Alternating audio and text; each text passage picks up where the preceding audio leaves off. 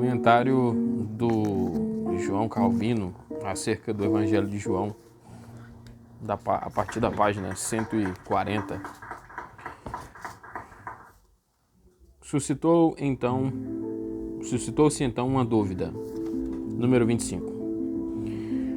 Não sem uma boa razão, o evangelista relata que entre os discípulos de João suscitou-se uma dúvida, porque à medida que eram informados acerca da doutrina, mais prontos estavam em entrar em discussão, visto que a ignorância é sempre ousada e presunçosa. Se outros os atacavam, então poderiam justificar-se. Mas quando eles mesmos, ainda que sem razão, mantinham o fogo da contenda, provocando voluntariamente os judeus, isso constituía um procedimento precipitado e tolo. Ora, as palavras significam que foram eles que suscitaram a dúvida, e não só deviam responsabilizar-se por despertar uma questão da qual não tinham conhecimento, mas também por falarem a respeito precipitadamente e além da medida de seu conhecimento. Mas o outro erro foi, não menos que o primeiro, que pretendiam não tanto manter a legitimidade do batismo, quanto defender a causa de seu mestre, para que sua autoridade permanecesse incomunicável. Em ambos os aspectos mereceram reprovação, porque não compreendendo qual era a real natureza do batismo, expunham a santa ordenança de Deus ao ridículo, e porque mediante uma ambição pecaminosa empreenderam defender a causa de seu mestre contra Cristo.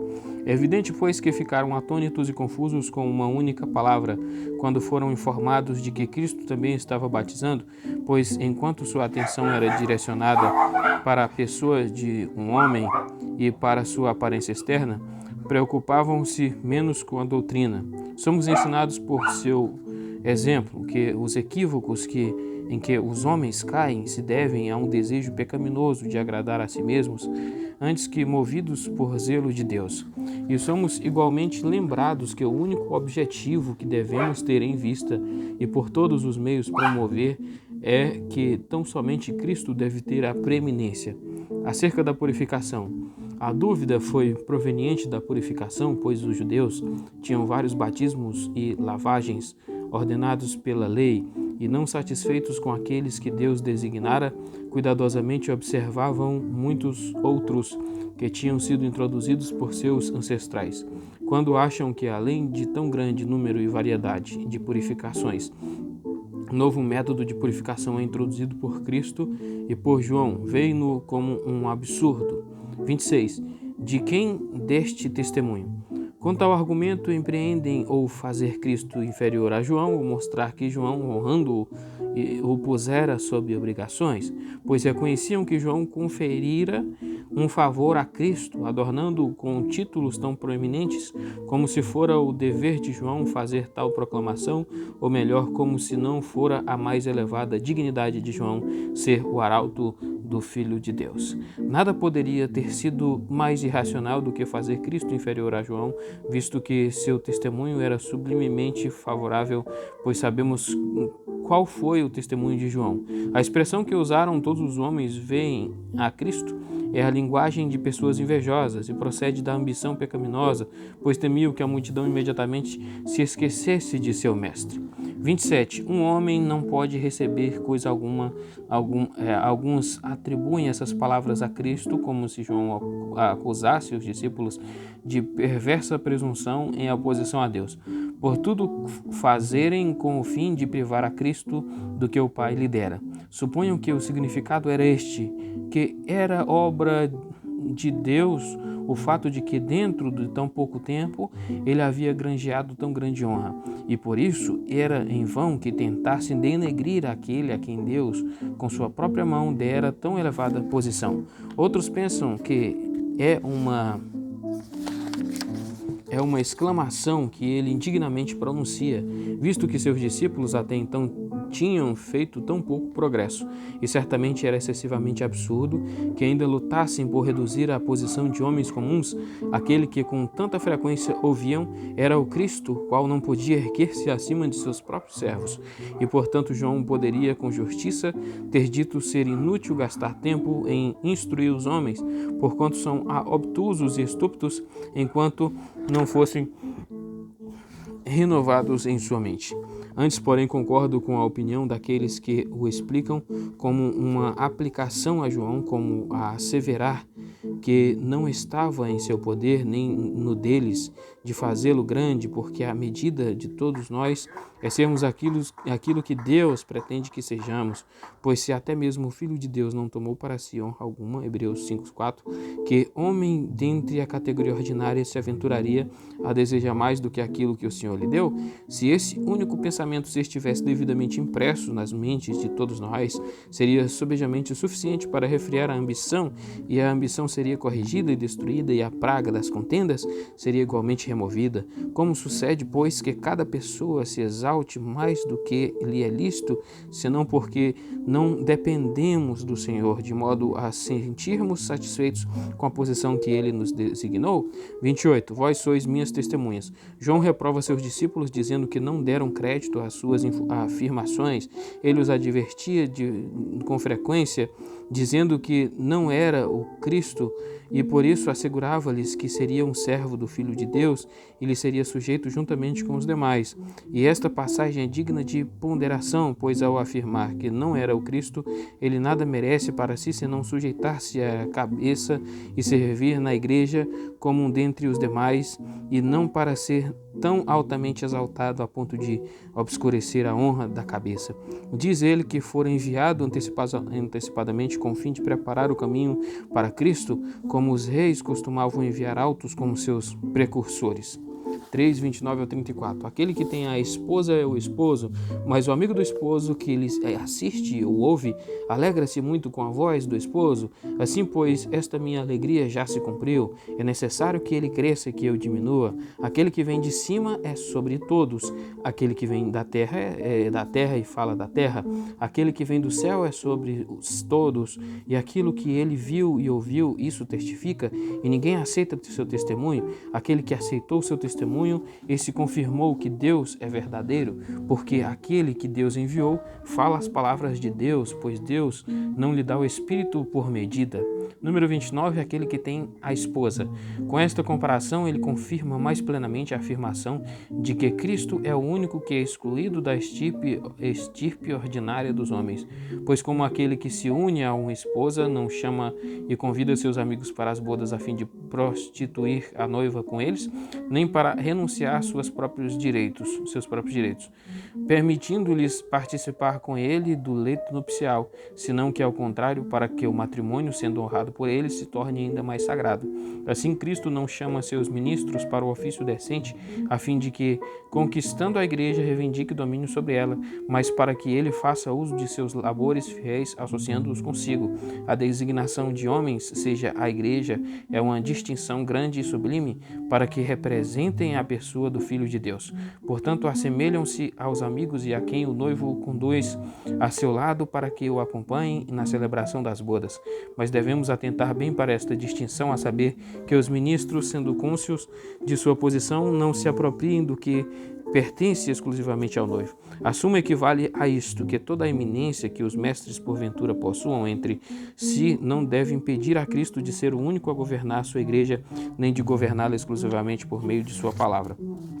Esta comparação ocorre com frequência na Escritura, quando o Senhor intenta expressar o sacro vínculo de adoção por meio do qual ele nos une a si, pois como se oferece para ser realmente desfrutado por nós, para que seja nosso, assim ele, com razão, exige de nós aquela fidelidade e amor mútuos que a esposa deve a seu esposo. Esse matrimônio se cumpre inteiramente em Cristo, de cuja carne e osso somos nós, como Paulo nos informa, Efésios 5,30.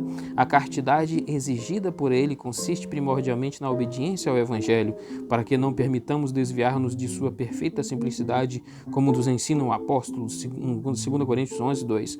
Portanto, devemos estar sujeitos unicamente a Cristo. Ele deve ser a nossa única cabeça. Não devemos desviar-nos sequer um fio de cabelo da doutrina simples do Evangelho. Tão somente ele deve possuir a mais elevada glória para que retenha o direito e a autoridade de ser nosso noivo. Mas o que os ministros devem fazer, certamente o Filho de Deus os chama para que executem seu dever em relação a ele na condução do matrimônio sagrado. Portanto, seu dever é tudo fazer para que, de todas as formas, a esposa que é confiada a sua responsabilidade seja apresentada por eles como virgem casta a seu esposo, o que Paulo, na passagem supracitada, se gloria de haver feito. Mas os que arrastam a igreja após si e não a Cristo se fazem culpados de vilmente violar o matrimônio que deveriam ter honrado. E quanto maior é a honra que Cristo nos confere, fazendo-nos guardiãs de sua esposa, tão mais hedionda será a nossa falta de fidelidade, se não nos esforçarmos em manter e defender seu direito. Portanto, essa minha alegria se cumpriu, significa que ele já alcançou o cumprimento de todos os seus desejos e que ele nada mais deseja ao ver Cristo reinando e os homens dando-lhe ouvidos como de fato ele merece. Quem quer que tenha efeitos tais que, pondo de lado toda consideração pessoal, exalte a Cristo, sinta-se feliz em ver Cristo sendo honrado, seja fiel e bem-sucedido em governar a igreja. Todo aquele, porém, que muda o mínimo grau deste propósito será um vil adúltero e outra coisa não fará senão corromper a esposa de Cristo. Número 30, que ele cresça. João Batista dá mais um passo, pois tendo anteriormente sido elevado pelo Senhor a mais nobre dignidade, ele mostra que isso foi apenas pouco tempo, mas agora que o sol da justiça, Malaquias 4:2, entrou em cena, ele tem de deixar-lhe livre o caminho e por isso não só dispersou e afugentou as fúteis fumaças da honra que lhe era precipitada e ignorante acumulada pelos homens, mas também se mune de excessivo cuidado para que a verdadeira e legítima honra que o Senhor lhe concedera de modo algum obscureça a glória de Cristo. Consequentemente, ele nos diz que a razão pela qual for até aqui considerado grande profeta era que por apenas algum tempo ele foi posto em tão elevada condição até que Cristo se manifestasse a quem ele teria de consagrar seu ofício. Entre mentes, ele declara que muito mais espontaneamente se deixará reduzir a nada, contando que Cristo ocupe e encha o mundo inteiro com seus benditos raios, e todos os pastores da igreja devem imitar tal zelo da parte de João, curvando suas cabeças e ombros para que Cristo seja exaltado. Número 31. Aquele que vem de cima, fazendo uso de outra comparação, ele mostra quão amplamente Cristo difere de todos os demais e quão mais acima ele está deles, pois o compara a um rei ou eminente general que, falando de sublime trono, deve ser ouvido com reverência em virtude de sua autoridade, porém mostra que para ele pessoalmente bastava falar desde a parte mais inferior do estado de Cristo. Na segunda sentença, a tradução do latim antigo somente uma vez traz as palavras "é da terra", mas os manuscritos gregos concordam em reiterar 2 vezes as palavras. Minha suspeita é que homens ignorantes considerassem a repetição como algo supérfluo e por isso a eliminaram. O significado, porém, é este: aquele que é da terra fornece evidência de seu descendente e permanece em uma esfera terrena segundo a condição de sua natureza. Ele sustenta que é peculiar somente a Cristo falar de cima, porque ele veio do céu. Mas alguém poderia perguntar: João também não veio do céu quanto à sua vocação e ofício, e por isso não era o dever dos homens ouvirem o Senhor falando através de sua boca? Pois ele parece fazer injustiça à doutrina celestial que proclama. Minha resposta é que tal coisa de forma alguma foi dita, senão a maneira de comparação. Se os ministros forem considerados individualmente, eles falam como se procedesse do céu com a mais elevada autoridade, o que Deus lhes ordenou, mas tão logo eles passam a ser contrastados com Cristo, não mais devem ser considerados como sendo algo importante. Assim, o apóstolo, comparando a lei com o evangelho, diz: porque se não escaparam aqueles que rejeitaram o que na terra os advertia, muito menos nós, se nos desviarmos daquele que é dos céus, Hebreus 12, 25. Cristo, pois, deseja ser reconhecido em seus ministros, mas de tal maneira que ele permaneça sendo o único Senhor e que eles se sintam felizes com a condição de servos. Mas especialmente quando se faz uma comparação, ele deseja ser tão eminente que seja o único exaltado. 32. E o que ele viu e ouviu. João prossegue no desempenho de seu ofício, pois com o fim de granjear discípulos para Cristo, ele enaltece a doutrina deste como sendo infalível, porquanto ele nada proclama senão o que havia recebido do Pai. Veio ouvir são contrastados com opiniões dúbias, rumores infundados a todo gênero de falsidade, pois ele tem em mente que Cristo nada ensina senão aquilo que foi plenamente averiguado. Mas alguém dirá que pouco crédito se deve àquele que nada tem a dizer senão o que ouviu. Minha resposta é que esta palavra denota que Cristo fora instruído pelo Pai, de modo que nada apresenta senão o que é divino ou, em outros termos, o que lhe fora revelado por Deus.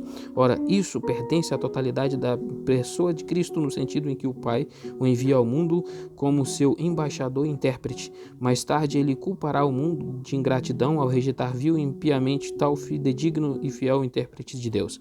Desta maneira, ele satisfaz a ofensa que poderia levar muitos a apostatar da fé, que poderia impedir ou retardar o progresso de muitos, uma vez que, visto que estamos acostumados a depender tanto do juízo do mundo, um número considerável de pessoas julga o Evangelho pelo prisma do menosprezo do mundo, ou pelo menos quando o veem por toda parte rejeitado, acabam sendo prejudicados por esta ocorrência e se tornam ainda mais indispostos e mais morosos em crer.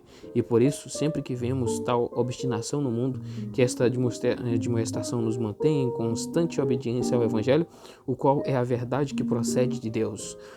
Ao dizer que nenhum homem recebe o seu testemunho, sua intenção é dizer que há bem poucos que creem, e mesmo quase ninguém quando comparado com a vasta multidão de incrédulos. 33. Mas aquele que recebe o seu testemunho, aqui ele exorta e encoraja os santos a abraçarem ousadamente a doutrina do Evangelho, como se quisesse dizer que não há razão para que se envergonhem ou se atormentem por conta de seu diminuto número, já que tem Deus como autor de sua fé, o único que nos é ricamente suficiente em todas as coisas. E, portanto, ainda que o mundo inteiro rejeite ou se esquive da fé no Evangelho, isso não deve impedir os homens bons de dar seu assentimento a Deus. Eles têm algo sobre o qual podem descansar em segurança, porquanto bem sabem que crer no Evangelho nada mais é do que consentir com as verdades que Deus revelou. Entretanto, aprendemos que ser peculiar a fé, aquela confiança em Deus que é confirmada por sua palavra, pois não pode haver assentimento a menos que Deus, antes de tudo, tenha se manifestado e falado. Por meio desta doutrina, a fé não só se distingue de todos os eventos humanos, mas também dá opiniões dúbias e flutuantes, pois ela deve corresponder à verdade de Deus, a qual é isenta de toda e qualquer dúvida, e portanto, visto que Deus não pode mentir, seria inconsistente que a fé fosse oscilante. Se estivermos bem armados por esta defesa, sejam quais forem os obstáculos que Satanás emprega em suas tentativas de nos perturbar e abalar, permaneceremos sempre vitoriosos. Daí sermos também lembrados de quão aceitável e precioso sacrifício é a fé aos olhos de Deus. Como nada lhes é mais querido do que sua verdade, assim não podemos prestar-lhe um culto mais aceitável do que quando, por meio de nossa fé, reconhecemos que ele é verdadeiro, porque assim lhes atribuímos aquela honra que verdadeiramente lhe pertence. Em contrapartida, não podemos fazer-lhe um insulto mais grave do que não crer no Evangelho, porque ele não pode ser privado de sua verdade sem se despir de toda a sua glória e majestade. De certa forma, sua verdade está estreitamente vinculada ao Evangelho, e sua vontade é que ela seja aí reconhecida. Portanto, os incrédulos, enquanto confiam em seu próprio poder, nada deixam a Deus. Não que sua impiedade destrua a fidelidade de Deus, mas porque não hesitam em acusar a Deus de falsidade. Caso não sejamos mais empedernidos que as pedras, este sublime título pelo qual a fé é adornada, deve acender em nossas mentes o mais ardente amor por ele, pois quão imensa é a honra que Deus confere a meros homens pobres e sem valor, quando eles, por natureza, nada mais são do que falsidade e vaidade, se dignam de acrescentar sua assinatura à sacra verdade de Deus. 34. Porque aquele a quem Deus enviou fala as palavras de Deus. Ele confirma a afirmação precedente, porquanto mostra que estamos realmente em relação com Deus quando recebemos a doutrina de Cristo, porquanto Cristo não procedeu de nenhuma outra fonte senão do Pai Celestial. Portanto, é somente Deus quem nos fala por meio dele. Deveras não atribuirmos à doutrina de Cristo tudo quanto ela merece, a menos que reconheçamos ser ela divina, pois não dá seu espírito por medida. Esta passagem é explicada de duas maneiras. Há aqueles que entendem a dispersão ordinária dessa maneira, que Deus, que é a fonte inexaurível de todos os benefícios, não diminui sequer um mínimo os seus recursos quando ampla e ricamente outorga aos homens seus dons. Aqueles que tiram de algum recipiente o que dão a outros, por fim chegam ao fundo. Porém, não há risco de que algo semelhante ocorra com Deus, nem a abundância de seus dons nunca seja tão profusa que ele não vá além dela, sempre que lhe agrade exercer sua liberdade. Esta exposição parece ter alguma plausibilidade, pois a sentença é indefinida. Quanto a mim, porém, sinto-me mais disposto a seguir Agostinho, o qual explica que isto foi dito concernente a Cristo. Tampouco há alguma força na objeção de que nesta sentença não se faz nenhuma menção expressa de Cristo, já que toda ambiguidade é removida pela sentença seguinte, na qual aquilo que poderia parecer ter sido dito indiscriminadamente acerca de muitos se limita a Cristo, porquanto estas palavras foram inquestionavelmente acrescidas à maneira de explicação, a saber que o Pai deu todas as coisas nas mãos de seu Filho, porque ele o ama e por isso devem ser lidas como postas em conexão imediata. O verbo no tempo presente denota, por assim dizer, um ato contínuo, pois ainda que Cristo fosse total e imediatamente dotado com o Espírito, na mais elevada perfeição, todavia, visto que ele flui continuamente, por assim dizer, de uma fonte amplamente difuso, não há impropriamente em dizer que Cristo agora o recebe do Pai, mas se alguém preferir interpretar isto de uma forma mais simples, não é algo incomum que em tais verbos haja mudança de termos e tempos, e esse dar seria substituído por tem dado.